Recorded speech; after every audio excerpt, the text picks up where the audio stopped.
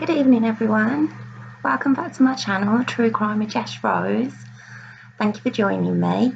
And like I said in my last video, which was the Lindsay Quay story, tonight I'd like to look at, it's a different show to the ones I've been doing, which have been Britain's Darkest Taboos and Faking It Is the Crime. This one's Nightmare in Suburbia. Now, not a massive fan of this show, but there was a story that really caught my eye. And it's very sad. It's a very, very sad story. Very similar.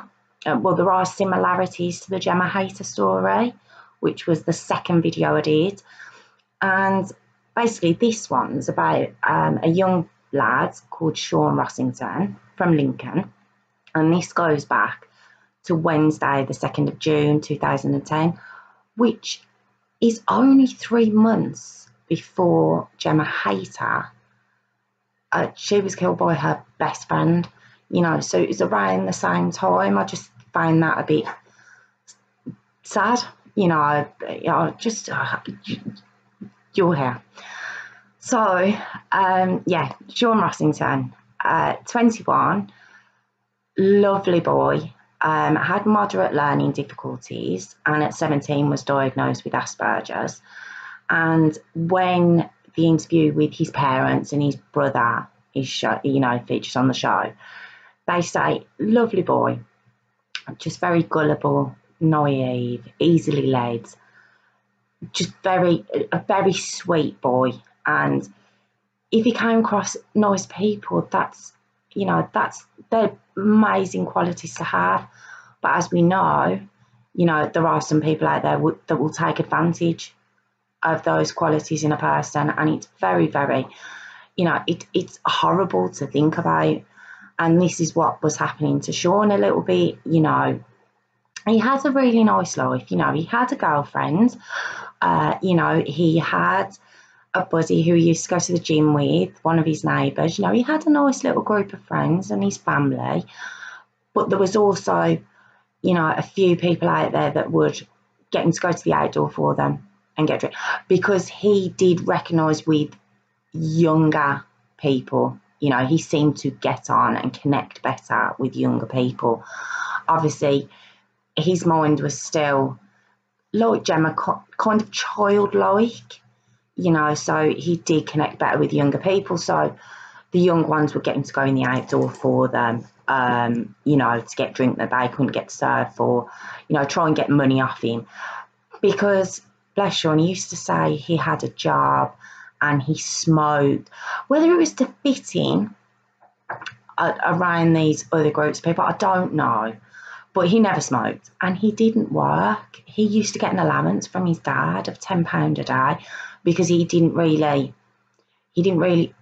understand the value of money, kind of thing. So obviously he had an allowance. And I don't know why he'd say these. Maybe just to put himself in a better light, maybe to seem more popular with people. I'm not sure, but these are the things he used to say. So obviously there was people out there that would hear that and try and take advantage of him, things like that. But with Shaun, he was scared of the dark. His mum said he was terrified of the dark. He used to sleep with the light on. So on the 2nd of June 2010, Shaun's on his laptop. It's about 11 o'clock at night. His parents go to bed, and his dad says, something like, jokingly, don't be getting into trouble, just a good night, son, come up soon, kind of thing. And the parents go to bed, and at 6 o'clock in the morning, which would have been the 3rd of June 2010, his mom looks in on him. And it's 6 o'clock in the morning and he's not in bed. She comes downstairs thinking, has he slept on the sofa? He's not there. And the dad gets up. They're both going to work. But what's happened in the past is Shaun's actually stayed at the neighbour. I'm thinking it's the neighbour that he goes to the gym with. And he slept on their sofa a couple of times. So at that time, his parents weren't overly worried. His mum just presumed that was where he was, and she'd give him a call in a couple of hours because it was 6 o'clock. It's very early. So mum goes off to work, dad goes off to work. don't hear anything in the morning. And she actually says on her interview on the show, because she does her interview on the show, and she says what she was waiting for was a lunch break, and she was going to ring him, see if he'd been at his friend, where he was. And it doesn't get that far, because at 1 o'clock that afternoon, the police come in, and there's a police liaison officer there called Diane Squires. She's on the show too. And they break the news that they found the body of a man in the park. It's in Lincoln, in like a park, an open space. And they believe it to be her son. They believe it to be Shaun. And the mum actually says she had to get them to say it 3 times to her, because the last time she's seen him, it was 11 o'clock. It was late. He doesn't like the dark. He doesn't like going out in the dark. He sleeps with the light on. So you can imagine having to be told 3 times, because in your mind, your son was fine. He was in the house was locked up, you go into bed, and all of a sudden, 14 hours later, you're here and he's dead. So it was very confusing for the mom, and I understand why she was confused. I understand why she was baffled. She's like, my son would not have gone out in the dark. He certainly wouldn't have. I mean, we went to bed at 11. He wouldn't have gone. So the police are confirming to it. It's definitely him. And the reason they know it's him is there was a gym fob found on the body, and it said what gym it was from, and they went to the gym, found his name, found his details, because this boy that they found him at 4 o'clock in the morning. And what alerted them was a phone call from a 16-year-old girl who was there with 3 of her friends, and they'd came across him. And you hear the phone call on the show, and she's just basically saying, he's here, I don't think he's breathing. She's not overly, panicky, which you kind of expect for a 16-year-old girl. She's not overly panicky, but basically saying, I think he's dead. So when the police come out, 2 things strike them. First of all, he has nothing on him bar this key fob. There's no phone, there's no wallet, there's nothing. He's got nothing on him. Also, he's got no shoes on. And just a bit further down from the entry to this park, it looks like a park. There's a main road, and his shoes, his trainers are there. So on first glance, the police are like, is it a hit and run? And he staggered to that point and died, and they've come across him. The pathologist hadn't turned up at that point, so they couldn't see his injuries, they couldn't see what caused the death was. So they're looking at a few things, but they say to the girl who phones and the 3 friends she was with, so the 4 of them, they say, go home. They get the address of her where they're staying, and we'll need to come and see your major witnesses. So they go. The police are still trying to pinpoint what's happened here, and the pathologist comes, and this isn't a hit and run. This man has been beaten to death.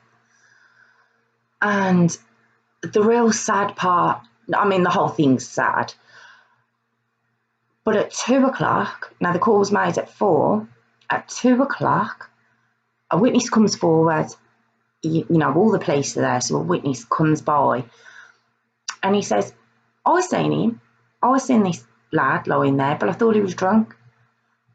Shaun was alive. He was alive. The man left him, went to, I think he said his friend's house, comes back half an hour later. Shaun's still there, still kind of groaning. He still thinks it's either drink or drugs, and leaves him. Now, I don't know. It's in Lincoln. I don't know Lincoln very well. I don't know that area very well. Is that commonplace? Is it normal to see someone in that state and think, oh, they're drunk, I'll leave them? I don't know. and I can't really comment on that, but I just find that really quite bad. I found that quite bad. So they know he was still alive at 2, so they're trying to get a time frame together here now. Now they know he was at home at 11 o'clock. They know he was obviously on the ground, beaten, like I say, he was badly beaten, at 2. So they're getting a time frame together now. So the police go to this 16-year-old girl who phoned and her 3 friends. They go to this flat, the address she gave. And when they get there, there's also another 16-year-old lad. So there's a 16-year-old girl, and there's a 13-year-old girl. There's the boys who were with her were 16 and 20, and there's another 16-year-old lad there. So you'll see why I'm only saying their ages in a sec. So the police are questioning them, and they're just saying, look, we went out, we were going to the girl's house to go and get some clothes because she was stopping over. And as they're talking and the police are trying to make sense of what these teenagers are saying, 2 other men walk in, and there's another 16-year-old and a 26-year-old man. 26-year-old, I will say his name now, is Nicholas Shelbourne, and it was his flat. And he's got Daryl Jones staying with him, who's the 16-year-old lad he walks in with. And he says, yeah, we were all just basically, series of events was, we're all here, just having a quiet night. None of us had credit on our phone, so we went out about 11 o'clock to go and get pizza. So we went to the phone box to order it, came back, and then they left at 3 o'clock in the morning, the 4 original witnesses, to get some clothes, and then they come back to us. This is what Nick Sherborne's saying, and they were all shook up, and they've just found this dead body. Now, I don't know if it's me, but even watching the programme and listening to this kind of rundown of events of this group, it didn't make sense. And there was one question that I thought of that wasn't answered. If none of them had credit, how did the 16-year-old girl phone for the ambulance? Because that was on a mobile phone. They checked the records. So if none of them had credit, how did she phone the ambulance for Shaun at 4 o'clock in the morning? Very, very odd. Really, really odd. And the police think the same. Obviously, none of this is making any sense whatsoever. So what they need to find Shaun's phone. They've got to find this kid's phone. Because nothing is making sense. I think you can tell the way I'm telling it. There's, you've got a lad who's scared of the dark. He's very childlike. He does have moderate learning difficulties. He has got Asperger's. Going out after 11 o'clock is not in his night. It's nothing he would do. He's turned up dead, badly beaten. His actual cause of death, though, which is again very sad, and it brings me back to the man who's seen him at 2 o'clock. When he's fell down, I think he's lay on his arm because he died of asphyxiation. He basically suffocated, and he mustn't have been able to move, and that's how he died, because he was left for so long. Had he got medical assistance straight away, or even when that guy was walking past, they've said there's a good chance he could have lived, he could have survived, but he didn't. So sad. So we go to that, and then you've got these 4 witnesses and their 3 friends all at the one flat telling a story that just doesn't sound right. So they arrest a lot of them. They bring a lot in. They're thinking the same. Look, but none of this is right. So when they bring them in, they're all saying the same thing. But two scripted very, very scripted. All of them are saying exactly the same thing. Police aren't buying it at all. You know, there's something going on, but they haven't found his phone. They still don't know why did he leave the house? And they start looking at his laptop records, and they realise he's not only friends with, now there's a 16-year-old girl. I don't know if I mentioned, there's a 13-year-old female. I'm not sure if I mentioned her. There's actually there's 7 of them altogether, and there's 2 females, and one of them is 13, so very young. And the 13-year-old female and 16-year-old female are friends with him on Facebook, and they realise this. Although they can't get his phone's disappeared into thin air, they can check his records. You know, the police have got ways of finding things and, you know, seeing text messages that were sent. And there's a number that was not only called, but text received and sent from between 12 and 2. And it was the same phone number that had phoned the emergency services at 4 o'clock. The 16-year-old girl's phone. It was her phone. You know, I don't even know what to say, but yeah. So they realise there's a lot more of a connection here than what anyone's letting on. But no one gets it. No, there's no, bar being Facebook friends with these 2 girls, there wasn't any other relationship with them. No one could piece this together. It was so confusing and so pointless for such a sweet, you know, oh, lovely boy. And one thing about Shaun, he was a big built lad. He was very tall. He was very big built. You know, looked like he could possibly look after himself. But much like Gemma Hayter, he was just a gentle giant. He wasn't made for conflict. He wouldn't have known conflict. He wouldn't have got it. He wouldn't have got what was happening to him. So knowing that, and knowing how innocent this boy was, and the police wanted to get to the bottom of this. They want to know what happened. So they've got them all in. They charge them all now with the murder of Shaun Rossington based on the phone records that they've got. They know there is a connection, and there were phone calls. They can't see the messages. They can't hear the phone calls, obviously, but the number's there. And because all 7 of them said they'd never heard of Shaun, that was it. A lot of them in, all 7 arrested and charged with his murder.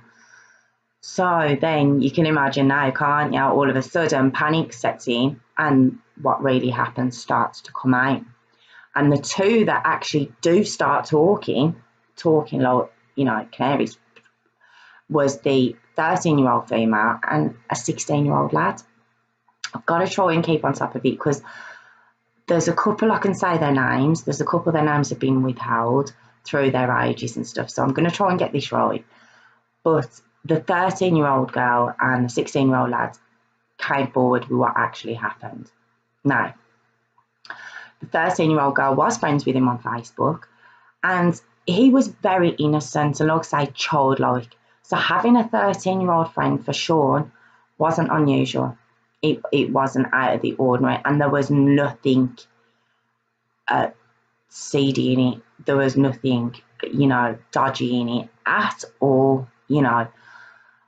But she said because Shaun used to fib and say he worked and he had money, she told these other friends, yeah, he's got money and this and that. So between her and the 16-year-old girl, they persuade him. Now, Shaun would do anything for anybody.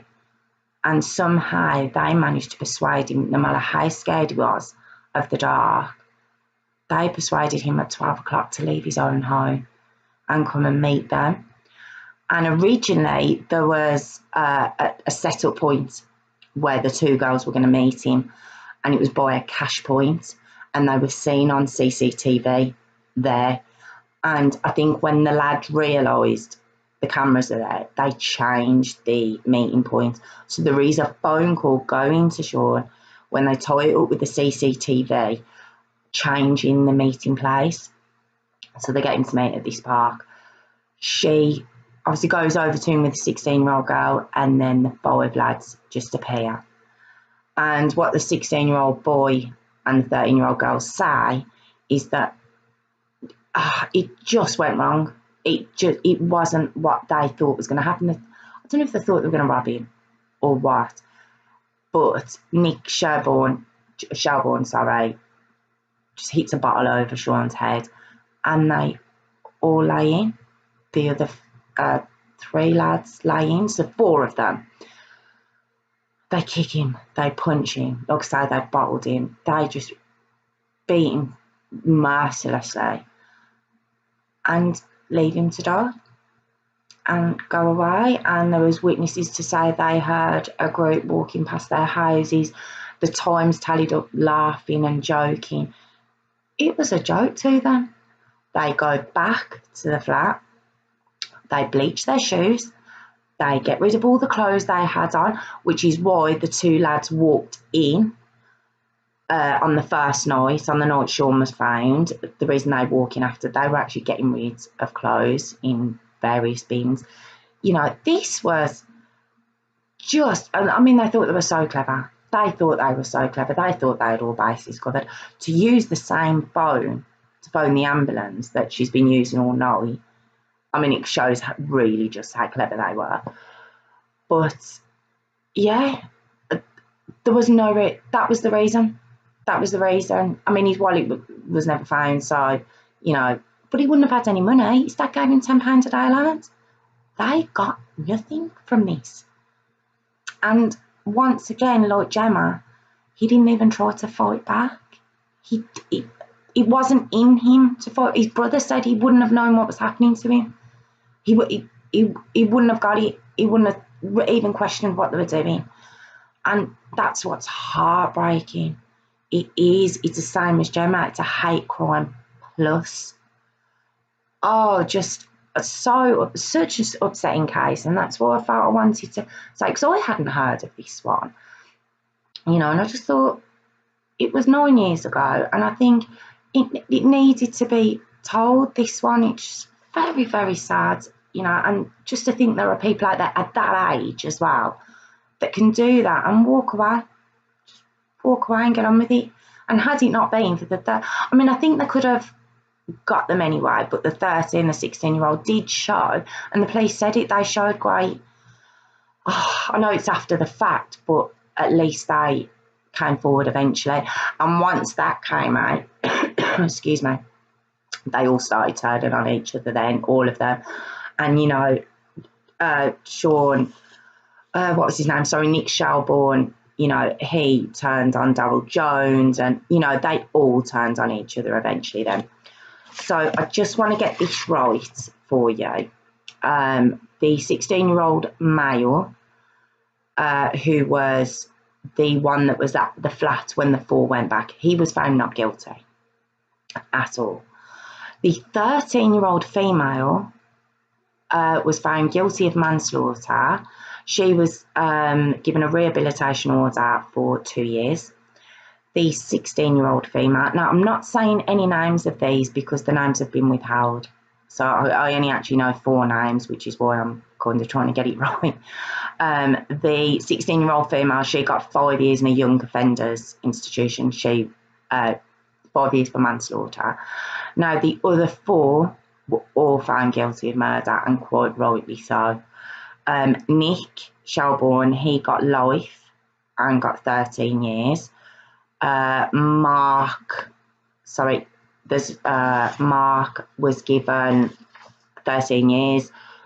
Daryl Jones was given 13 years, and there's Jordan O'Rourke. Sorry, Mark Jackson was given 13 years. Jordan O'Rourke, he was given 11 years.